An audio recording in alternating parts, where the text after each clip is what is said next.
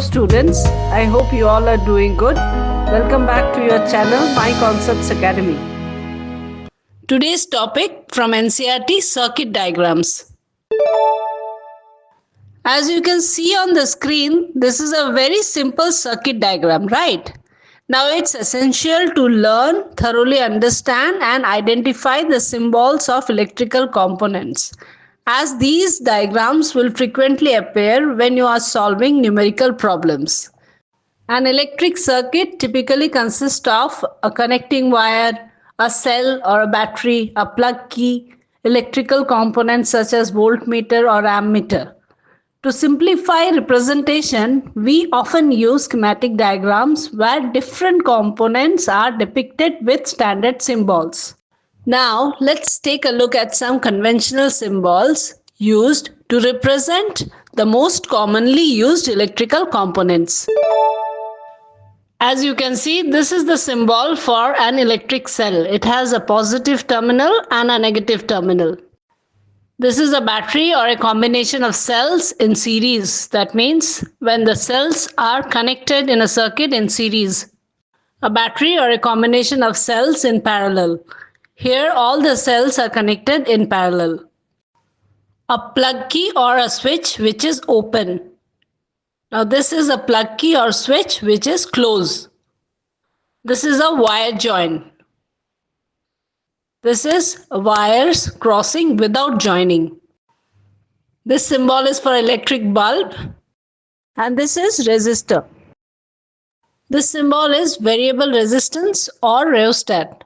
A rheostat is defined as a variable resistor which is used for controlling the flow of electric current either by increasing or decreasing the resistance. This symbol is for ammeter, an instrument which is used for measuring electric current. The potential difference is measured by means of an instrument called voltmeter, and this symbol is for voltmeter. Now let's see the question. Name a device that helps to maintain a potential difference across a conductor. We know that electric current flows due to potential difference in the circuit. We also know that a battery or a dry cell can help to maintain potential difference across a conductor. Let's see a question on circuit diagram. Draw a schematic diagram of a circuit consisting of a plug key, an ammeter, a battery of 3 cells, 2 volt each, a 5 ohm, a 7 ohm and a 20 ohm resistor, all connected in series. Also connect a voltmeter to measure the potential difference across the 20 ohm resistor. So this is going to be a pretty simple diagram. Let us first see what are the electrical components here. So there is a plug key, an ammeter, a battery of 3 cells and 3 resistors, right? So we already know that ammeter should always be in a series connection. So we should first draw all these components here and then finally we have to draw the voltmeter. We have to connect a voltmeter which will measure the potential difference across 20 ohm resistor, right? So where is the 20 ohm resistor? Here it is. Now we already know that voltmeter should always be in a parallel connection. So pretty easy. So this is the diagram. Next question. How much work is done in moving a charge of 2 coulomb across 2 points having a potential difference of 12 volt? So what is given in this question? Given 2 coulomb charge to be moved across 2 points having a potential difference of 12 volt. So what is asked? We have to find out how much work is done to move this 2 coulomb charge, right? So what is the formula?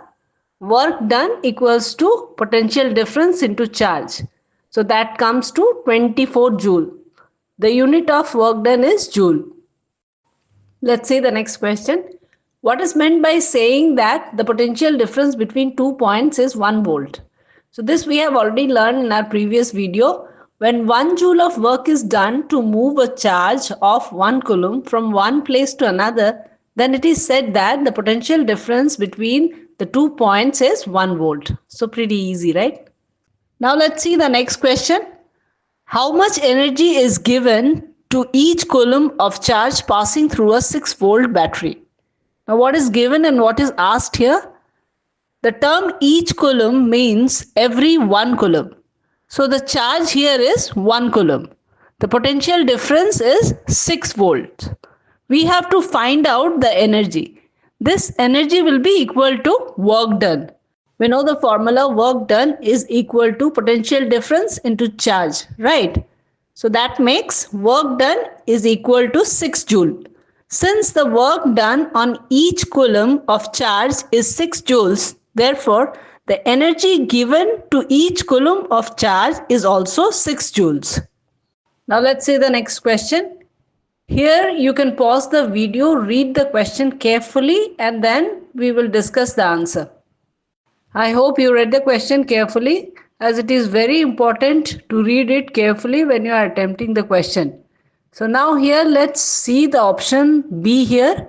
A switch helps to complete or break the circuit. That's a correct statement. When you keep the switch on, the circuit is complete, and when you keep it off, the circuit is broken. Now option C, a switch helps us to use electricity as per our requirement. So this is also a correct statement.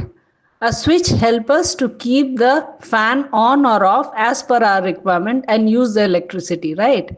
Now let's see the option D. When the switch is open, there is an air gap between its terminal. This is also a correct statement because when the switch is open, that is, it is off, there the circuit is broken and there is an air gap. Now let's come to the option A. A switch is the source of electric current in a circuit. Is it right? Because the source of electric current in a circuit can only be either a battery or any external power source. So the answer is option A, which is an incorrect statement. So students, with this, we are at the end of this video. We will come back with a new video where we will discuss a very important topic, Ohm's law. Till then, all the best. Thank you.